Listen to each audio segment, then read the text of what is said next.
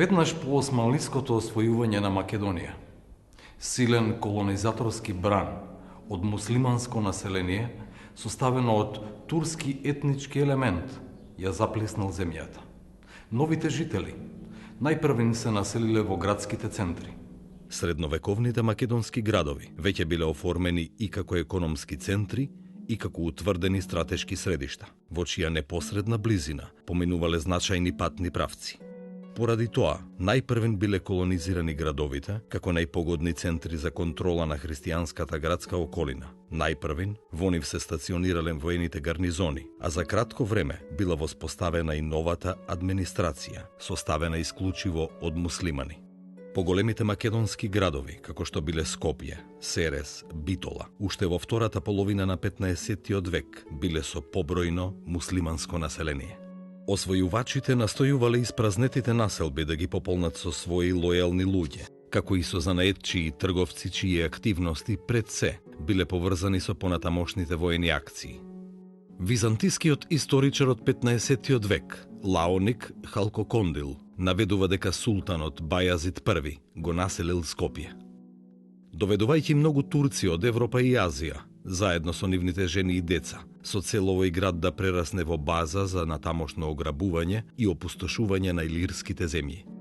Вакви активности, спроведувани од страна на моќни и влијателни личности за населување на своји луѓе во освоените градови, сигурно биле преземени и во Охрид и Штип, во кои се етаблирале познатите османлиски семејства Охризаде и Иштипзаде, а во Серес и Енидже Вардар, денес Џаница во Република Грција. Тоа го направил славниот војсководец Евренос Бек. Од Енидже Вардар, например во 1430 година, веднаш по освојувањето во Солун биле префрлени бројни турски семејства. Во комплексите на јавни згради што тие ги граделе, џамии, медреси, простории за учениците, јавни кујни и други, биле ангажирани голем број службеници и послуга, имами, муезини, оџи, учители, готвачи, послужувачи, без чие присуство овие институции не би можеле да функционираат. Исто така, најстарите пописни дефтери од 15-тиот век, составени само 6-7 децении по османлиското освојување, даваат бројни податоци за присуство на турски колонисти во македонските градови, кои се занимавале со занаетчиство. На пописот на градот Костур, од пред 1445 година, биле запишани 22 старешини на муслимански семејства, од кои 11 биле занаетчии.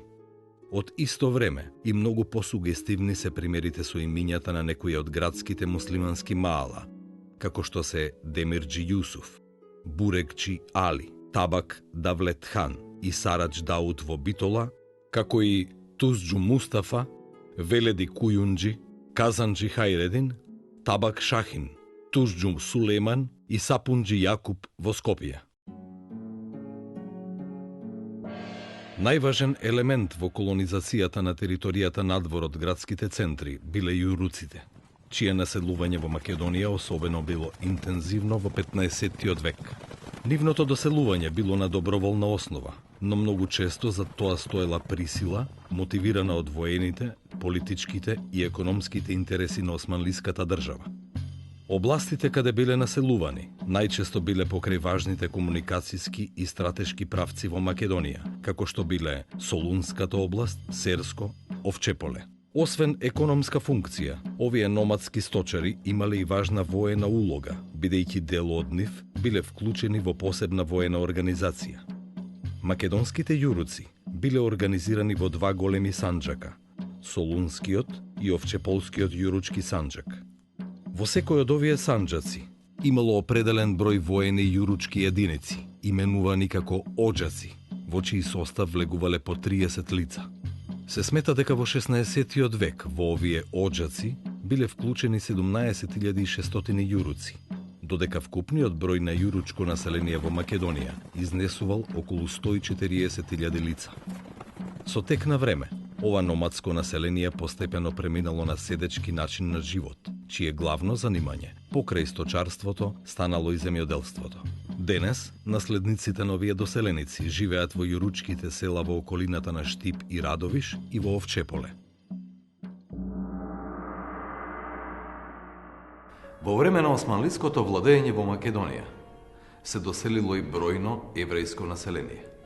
Бегајќи од инквизицијата во Шпанија и Португалија, дел од евреите од овие земји познати под името Сефардим, тоест шпански евреи, кон крајот на 15 век нашле сигурно прибежиште во Османлиската империја.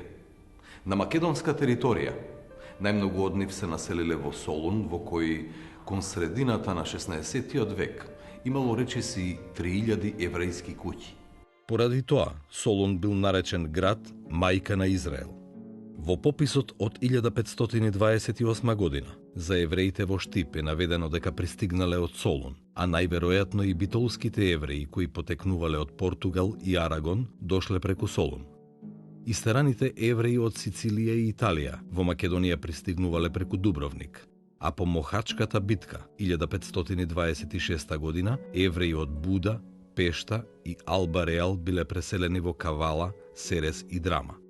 Други градови од Македонија во кои се формирале еврејски колонии биле Скопје, Бер, Костур, Кратово, Струмица. Доселувањето на евреите значело не само збогатување на етничката структура на македонските градови, туку и поттик за побрз стопански и трговски развој. Попознати се два примери на присилно депортирање на домородното христијанско население од 15 век, поврзани со градовите Охрид и Скопје.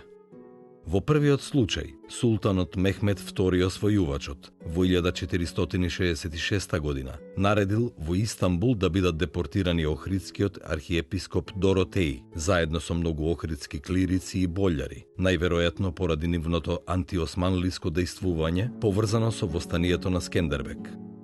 Депортираните охриѓани во Истанбул формирале свое маало, кое било наречено Охридско маало и кое еден век подоцна било регистрирано во пописот на населението на Истанбул. Во исто време, односно во 1467 година, биле депортирани и 15 православни семејства на Скопје. Нивна дестинација била албанскиот град Конјух, Елбасан, кој бил изграден како тврдина намената за борба против Скендербек. Освен овие скопски христијани, како жители на Елбасан во пописите на неговото население од 16 век, фигурираат и семејства од Охридско, Костурско и Серско, кои исто така биле присилно населени во овој град. Врз демографската структура на населението влијаеле и честите војни, востанијата и феудалната анархија поради кои се случувале миграции и напуштање на цели области од страна на македонското христијанско население. Тоа особено важи за западниот и северниот дел на Македонија. Имено по повлекувањето од Македонија на австријската војска 1689-90 година, за време на големата австро-турска војна 1683-1699 година. На север се повлекол и голем дел од македонското христијанско население во северозападна Македонија, кое во војната учествувало на страна на австријците или зело учество во Карпошевото востание 1689 година. Најголема преселба се случила од Тетовско, Скопско, Кумановско, Кривопаланечко, што предизвикало опустување на цели области и исчезнување на многу населби. Наскоро во овие области започнале да се населуваат муслимани албанци, што довело до значајни промени во етничкиот состав на населението во тие региони. Ова доселување било поттикнувано од централната власт, која на истакнатите албански бегови им давала на управување цели области. По катастрофата на влашките населби Москополе, Сисан, Николица и Пљаса, опустошени во 1788 година, од страна на моќниот Али Паша Јанински, во Македонија се доселило и бројно влашко население. Нивните дестинации биле македонските населби Битола, Солун, Крушево и други места, каде тие останале да живеат и со тек на време станале важен фактор во економскиот живот на тие градови.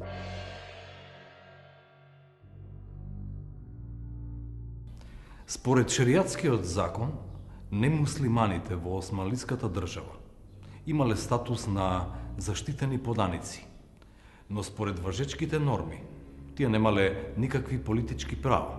Не им било дозволено да се вработуваат во државната администрација или да служат во војската. Не смееле да носат оружје. Нивното сведоштво против муслиманите пред судовите било невалидно. Имале поголеми даночни оптоварувања од муслиманите и така натаму. Цела низа закони и забрани го регулирале облекувањето на христијаните и нивното однесување во присуство на муслиманите. Во исто време, градењето нови цркви, посебно во градовите, било забрането, а поправката на старите барала долга, макотрпна и не секогаш успешна процедура.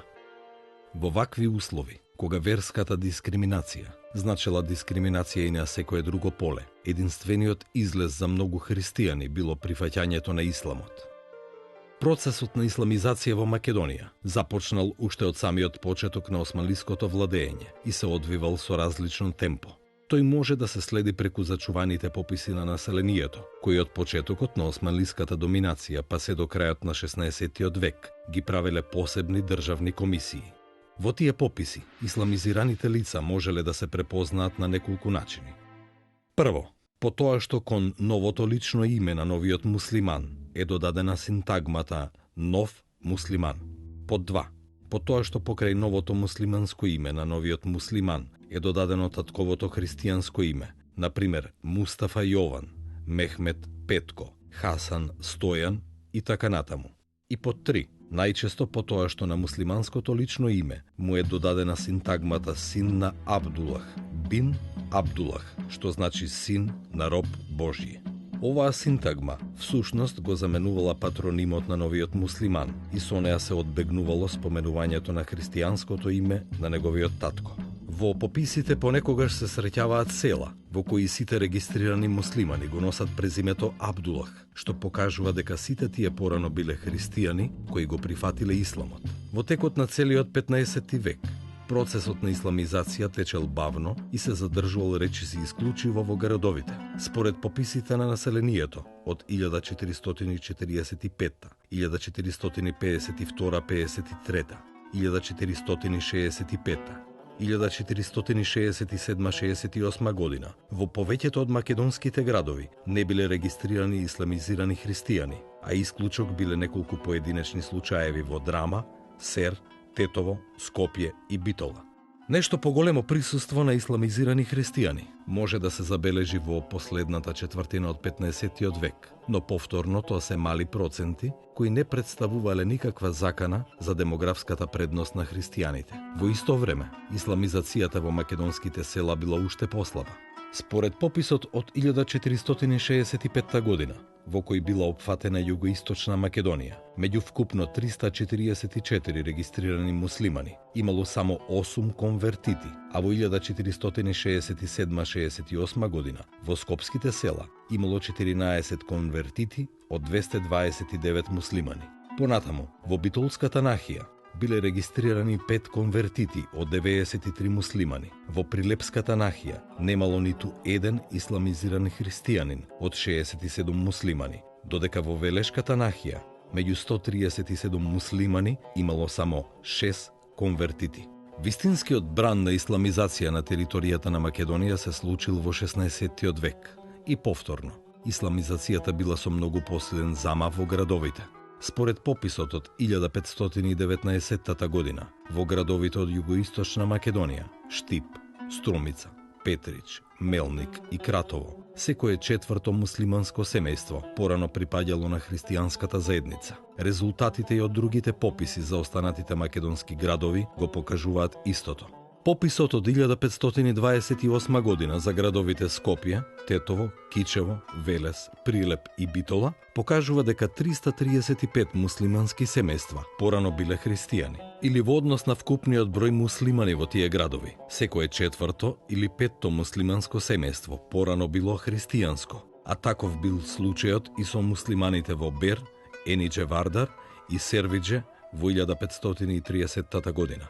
Кога се навлегува подлабоко во 16-тиот век и просекот на исламизираните семејства се зголемува. Така во 1544 година во Скопје, Тетово, Кичево, Велес и Битола секој трет муслиман бил конвертит. Според пописите пак од 1569-70 година на градовите Скопје, Тетово, Кичево, Прилеп, Битола, Лерин, Костур, Бер, Енидже Вардар, Серфидже, Солун, Демирхисар, Неврокоп, Сер, Драма, Кавала, Штип, Струмица, Доиран и Кратово, запишани се вкупно 3019 исламизирани лица, што во однос на вкупно регистрираните муслимани е нешто повеќе од 1/3.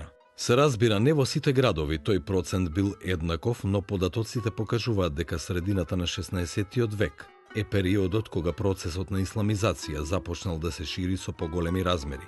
Така што процентот на исламизираните христијани по градовите може да се заокружи на 1/4 од градската популација. Процесот на исламизација во 16-тиот век се засилил и среде селското население во Македонија, иако не со иста динамика и не со исти размери како во градовите. Во 1544 и во 1568-69 година во селата на Скопската, Тетовската, Кичевската, Велешката, Прилепската и Битолската нахија, како и во селата во нахиите Лерин, Костур, Бер, Енидже Вардар, Сер, Солун, Серфидже, Демир Хисар, Неврокоп, Драма и Кавала, секое седмо семејство било исламизирано. Во исто време просекот бил ист и на исламизираните во нахиите во Источна Македонија. Според пописот на Ќустендилскиот Санџак од 1570 година, во селата на нахиите Штип, Струмица, Петрич, Дојран, Берово, Кочани, Валандово, Куманово, Кратово и Тиквеш, меѓу 3809 муслимански семејства, имало 491 конвертит, односно повторно секое седмо муслиманско семејство порано било дел од христијанската заедница. На ниво на Македонија, само 3% од вкупниот број селско население било зафатено со исламизација, при што повторно таа исламизација не била насекаде рамномерно застапена, ниту територијално, ниту временски. Како карактеристични примери во Македонија, каде исламизацијата имала помасовен карактер, можат да се издвојат Родопскиот крај во југоисточна Македонија и Дебарскиот крај во западна Македонија. Прифаќањето на еден христијанин на исламот бил вистински празник за муслиманите во еден град. Еве како германскиот патеписец Ханс Шилдбергер во почетокот на 15-тиот век ја опишува церемонијата што се правела при преминувањето на христијаните во ислам. Кога христијанин сака да стане неверник, тогаш тој треба прво да го подигне едниот прст пред сите и да ги каже зборовите Ла Илах, Илалах, Мохамед, Русул, Уллах. На германски тоа значи Бог е семоќен и Мохамед е неговиот вистински пророк. Кога ќе го каже тоа, неверниците го одведуваат при нивниот највисок свештеник и тој треба да ги повтори горе споменатите зборови пред него, а потоа треба да се одрече од христијанската вера. Кога ќе го направи тоа, му облекуваат нова облека и свештеникот му врзува бела крпа на главата да се види дека е неверник. Затоа што сите неверници врзуваат бели крпи на главата, христијаните кои се заробени сини, а евреите жолти.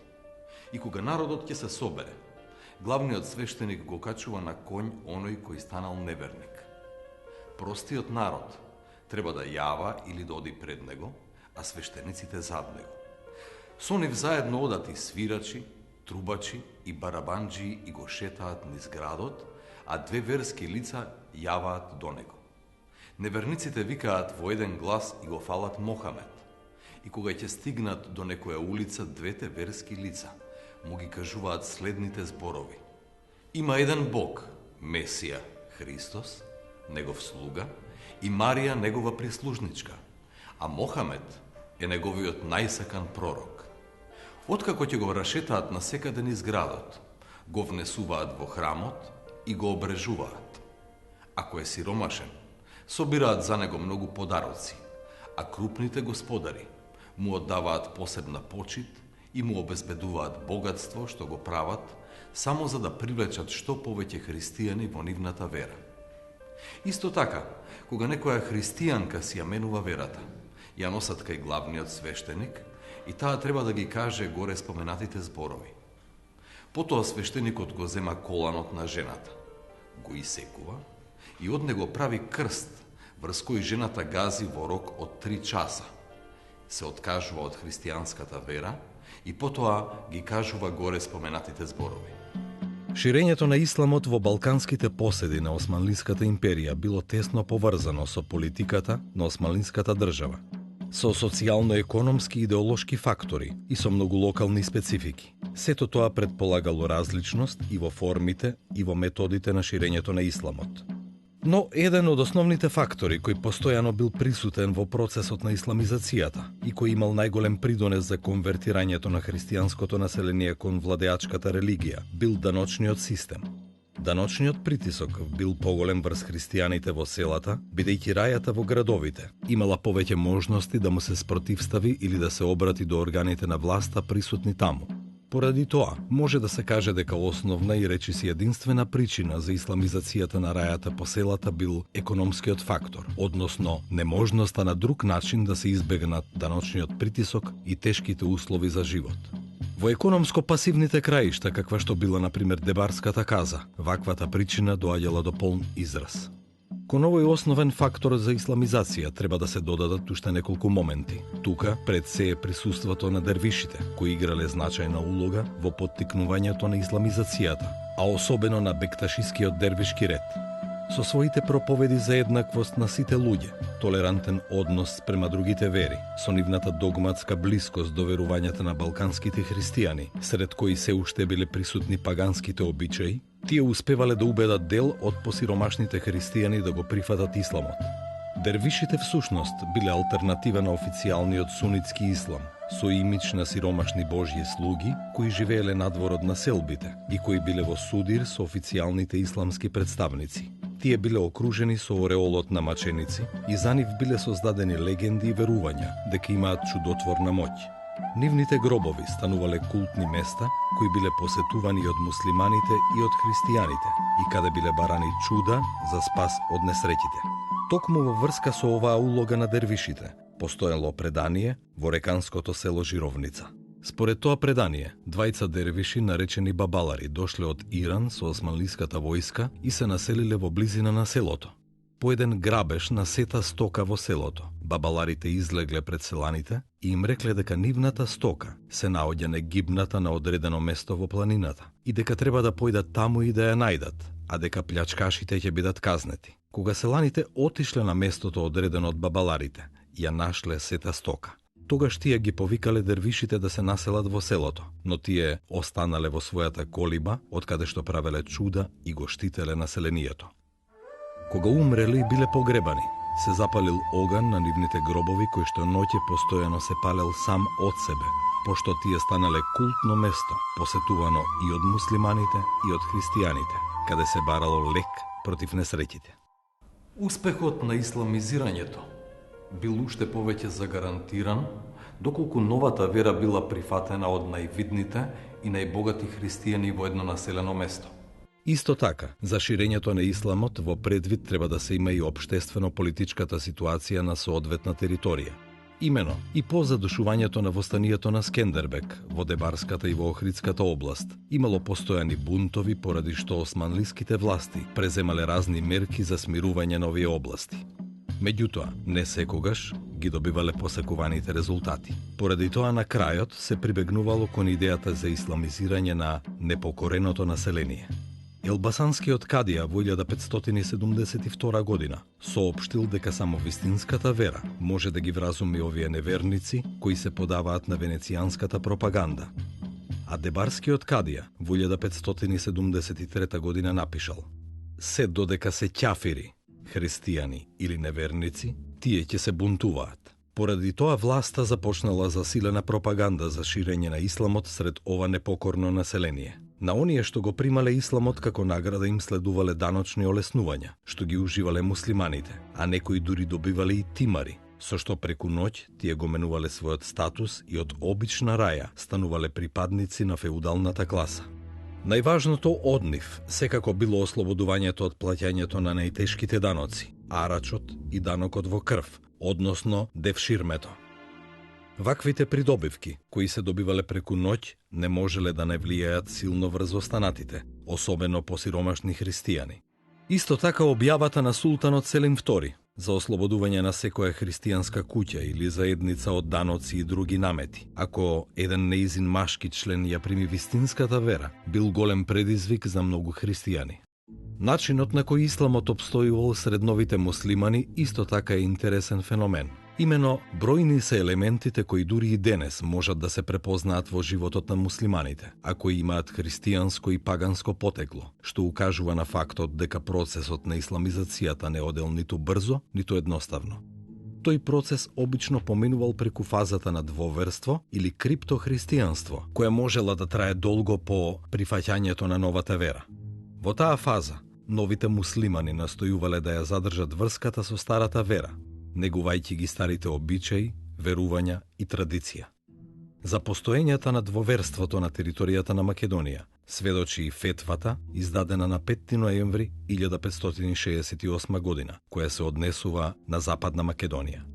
Оваа фетва предвидувала најстрога казна за сите оние кои само формално го примиле исламот и продолжиле да се придржуваат до христијанските обичаи, односно пред османлиските власти се прикажувале како муслимани, но продолжувале да одат во црква. Нејзиниот текст гласи: Ако некои лица од жителите на селата што се бунтуваат за да не даваат арач се нарекуваат муслимани и живеат меѓу муслимани, а воопшто не ги уважуваат обичаите и воопшто ништо не знаат за догмите на исламот, туку наполно и понатаму ги уважуваат неверничките религиозни обреди, ако се женат според тие невернички обичаи, ако се установи дека нивните деца одат в црква, нивните свештеници ако прво ги крстат, а потоа им даваат и муслимански имиња, ако се движат со неверничко име, а се довикуваат со муслиманското, како например Ферхат Ѓон,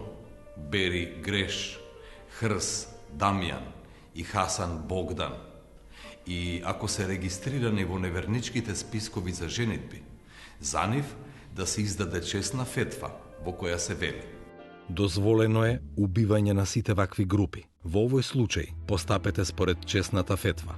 Нема сомневање дека издавањето на оваа фетва било предизвикано од силното присуство на двоверството или криптохристијанството во првата фаза од исламизацијата на христијаните. Двоверството во Западна Македонија траело се до заменувањето на османлиите и после нив. Според некои истражувања во Дебарскиот крај, во 30-тите години на 20-тиот век, во муслиманските куќи се чуваат икони и црковни книги, додека на перниците имаат орнаменти од крстови во народен вес. Источниот агол од куќата го викаат кандилово место, а некои куќи имаат и кандило, иако се муслимани. Сите жители од овие села знаат дека биле христијани. Исто така во многу муслимански куќи се чувале икони, а новоисламизираните продолжиле да го почитуваат крстот, како и многобројните христијански светци, празници и да ги посетуваат светите христијански места. Во крстењето, муслиманите гледале магично средство за заштита против злите духови и вештерки. Многу од исламизираните долго време, по прифаќањето на исламот, се сеќавале на своето христијанско име и не пропуштале на тој ден да отидат во црква. Според пишувањето на рускиот конзул Јастербов во 1879 година, исламизираните жители на селото Брод во Гора ги славеле своите куќни слави, кршеле колач и покрај урнатините од црквата се причестувале со овој колач, поливајќи го со вино. Во Дебарската област се празнувал голем четврток, како и сите четвртоци во Великден до Спасов ден, односно да не се работи тој ден со верување дека на тој начин посебите ќе бидат заштитени од мраз и град, а познато е дека и кај торбешите постојат одредени обреди за време на младенци, цветници и Лазаров ден. Исто така, познато е и заедничкото славење на Ѓурѓовден и Свети Илија и на христијаните и на муслиманите. Во врска со името Илија, народната традиција ја поврзува и со исламизацијата преку поговорката «До пладне Илија, од пладне Алија». Место на посебно почитување и кај христијаните и кај муслиманите бил гробот на Свети Наум во истоимениот манастир на Охридското езеро. Припадниците на бекташискиот дервишки ред во лицето на Свети Наум го почитувале својот Сари Салтук. Конвертитите исто така многу тешко се одвикнувале од навиките поврзани со исхраната. Така, пиењето алкохол и јадење свинско месо не биле табу за нив. А бекташиите јавно ги прекршувале овие забрани. Феноменот на двоверство може би најдобро го покажува следниот пример. Кога некои селани од Западна Македонија во втората половина на 19-тиот век биле запрашани од која вера се, тие одговориле: ние сме муслимани, но на Богородица. Една од причините за ширењето на исламот меѓу христијаните била и слабата црковна инфраструктура, и недоволно силната христијанска догма кај христијаните. Имено во народната култура и традиција на домородното христијанско население, кон кои се прилагодувало и локалното свештенство, многу повеќе доминирале обичаи и верувања кои произлегле од паганизмот и традицијата, отколку од цврстата христијанска догма. Кон тоа придонесувале и законските пречки, наметнати од страна на османлиите за градење нови христијански храмови. Ако се погледнат не само османлиските, туку и изворите од друга провиниенција, ќе се види дека во нив фигурираат само старите храмови, познати од предосманлискиот период, кои од друга страна го изгубиле своето влијание и авторитет и чии активности биле сведени во рамките на голиот опстанок. Значи, немало можности ниту за проширување, ниту за обновување на старата предосманлиска христијанска инфраструктура, која посебно во селските населби не била силно и доволно разгранета, ниту пред доаѓањето на османлиите. Поради тоа, домородната христијанска култура и верувања, поттикнати со економските привилегии, можеле многу лесно да преминат во друга димензија, која не била премногу различна од нивната, без при тоа да претрпи поголеми потреси. Ваквото конвертирање од една народна култура и традиција, полна со бројни пагански верувања и обичаи, во друга, полна со верувања и обичаи кои имале исти или слични корени, но која носела привилегии и полесен живот. Не било толку многу прашање на верување и убеденост во одредена верска догма, колку што било акт на рационалност. Уште повеќе што станува збор за потполно неписмено население, обременето само со помислата и потребата од обезбедување на својот опстанок. Конечно, кога се зборува за процесот на ширењето на исламот меѓу христијаните, треба да се истакне дека тој не бил резултат на насилна систематска исламизација, смислено спроведувана од страна на државата. Сите зачувани османлиски документи упатуваат на тоа дека новите муслимани доброволно стапувале во новата вера и при тоа била запазувана одредена процедура. Еве како според официјалните документи гласел документот на христијанските поданици кои доброволно го прифаќале исламот. Ваше Величество, честити и среќен султане мој, бидете здрав. Јас, вашиот покорен слуга, сум од казата Серес. Пред известно време бев огреан од светлината на исламот и ја имав честа да станам муслиман. Мојата молба до мојот семилосен Господар е да ми даде средства за живот и за ситни трошоци. Наредбата му припаѓа на мојот семилосен Господар, ваш слуга. Одговорот на големиот везир гласел да се дадат средства за вредноста на облеката за еден човек, како што е вообичаено. Наредба 31 јануари 1722 година. Ќе дадеме уште еден пример. Ваше Величество, честити и милосрден султане мој, бидете здрав. Јас, вашиот покорен слуга, бев удостоен со честа да го примам исламот во вашето честито присуство. Повелете да наредите да бидам обрежен. Јас, вашиот слуга, имам парични тешкотии и ве молам да се смилувате над мојата положба. Повелете да наредите исто така да ми бидат пуштени средства за облека и да ме наградите со вашата милозливост. Наредбата му припаѓа на мојот Господар. Вашиот слуга Хусеин, новиот муслиман. Одговорот на големиот везир гласел да се дадат средства за вредноста на облеката за еден човек, како што е според законот. Наредба 3 мај 1722 година. Се разбира, употребата на сила од страна на локални моќници или на представници на локалната власт за насилно наметнување на исламот не може да биде исклучена. Познат е случајот на Ѓорѓи Кратовски, кој на 10 февруари 1515 година бил спален на клада во Софија затоа што пред исламските достоинственици и пред собраниот народ одбил да премине во ислам. Сите православни цркви од тоа време го прогласиле 18 годишниот Кратовски маченик за светец и го славеле.